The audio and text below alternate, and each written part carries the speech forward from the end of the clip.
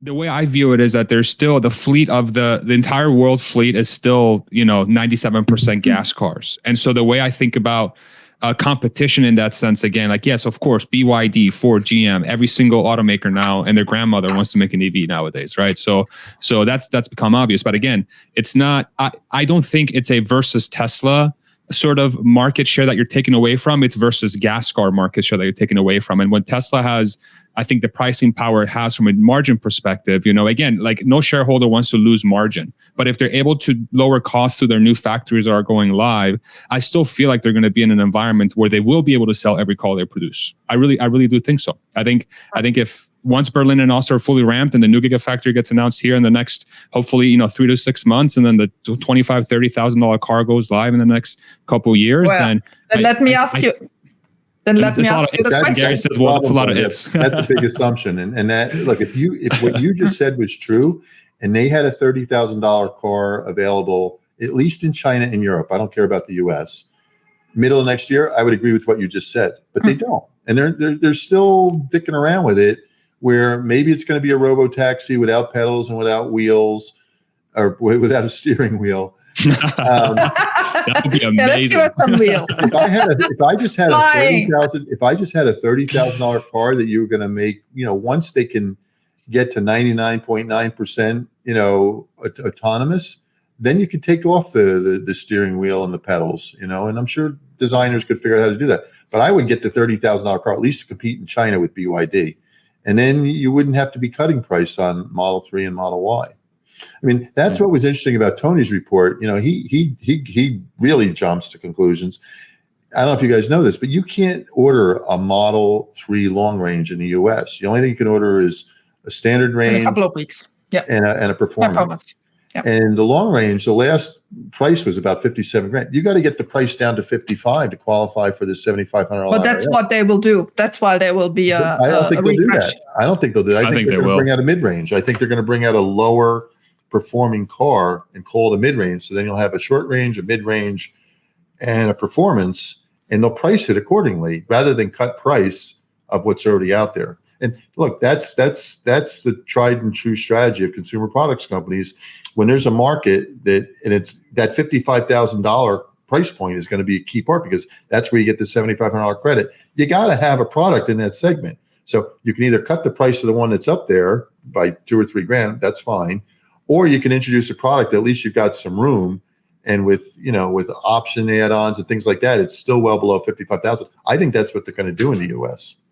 So how do you take Elon's comments around our prices are embarrassingly high? Isn't that a signal that says that prices will come down across the board at some point? Sure. And strategically, that's always been the initiative to try to get, EVs to have wider adoption, right? That's you want to make them the same price as ICE cars. So that's always been the strategic initiative that Elon has espoused. But then you look at what they've done over the last couple of years. They've taken prices, where a Model Y today in the US costs $66,000. Because they had to, though, right? I mean, they were production constrained more than anything. They had too much demand. The market was demanding that price. But not today. Not today. Well, and one thing Martin once said was no more problems with batteries, right? They have enough batteries to do everything they want. So let's take him by the word for that.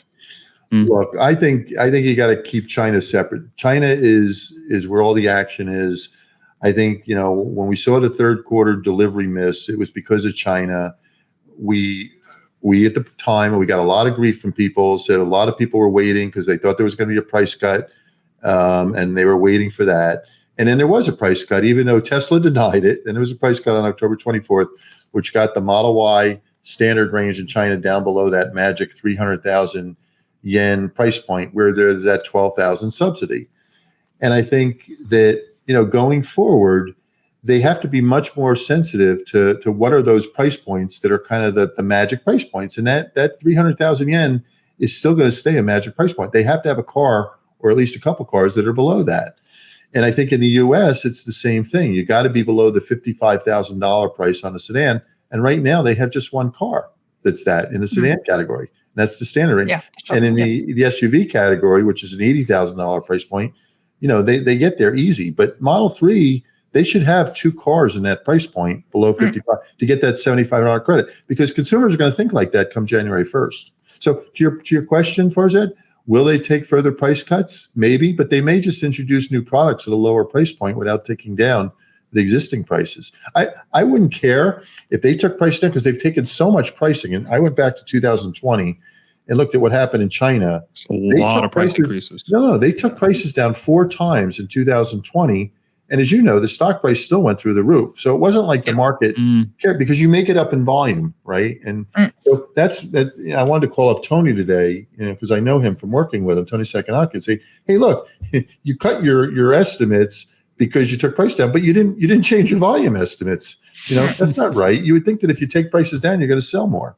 And to your point, I do think Elon still in the back of his mind wants lower prices because he wants to have greater EV adoption, and that benefits Tesla. So I'm not opposed to prices going down. I just think there's got to be some offset. Either you get more volume, or more likely, costs are coming down in line with it, so your margins don't suffer. I have a question to you, Gary. I follow obviously Troy Teslack. I'm a Patreon. I think you are too. He's had a lot of heat. But if I reflect on what happened, I mean, sometimes he underestimates, sometimes he overestimates. That happens to any analyst. But if I look at his current statements, he was actually right on most of what's happening in China, right? Yeah. And look, he's got good sources there. And I've talked to Troy many times. I wouldn't say I'm closer to him than anybody. I think I'm pretty close to Troy. He's a great analyst. And those who give him grief for quote unquote spreading FUD are they're off. They're just wrong.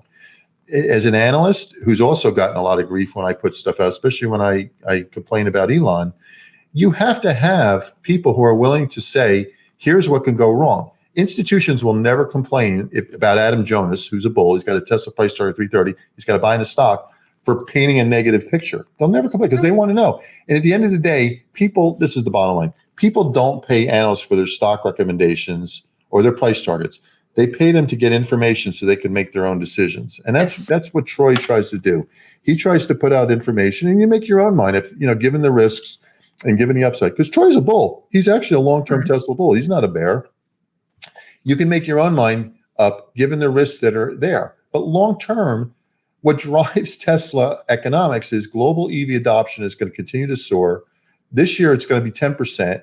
Next year, it'll be 15%. By 2026, it'll be 30%. By 2030, it's going to be 60%. And as long as Tesla keeps its EV share, and I know people hate when I do that, their volumes go up at 40 to 50% a year. That's the long-term investment thesis for Tesla. They keep their 20% EV share, and as EV adoption explodes, volumes go up at 40 to 50% per year. And that's how Tesla goes from 173 today to 550 sometime next year, and 2,000 in future years.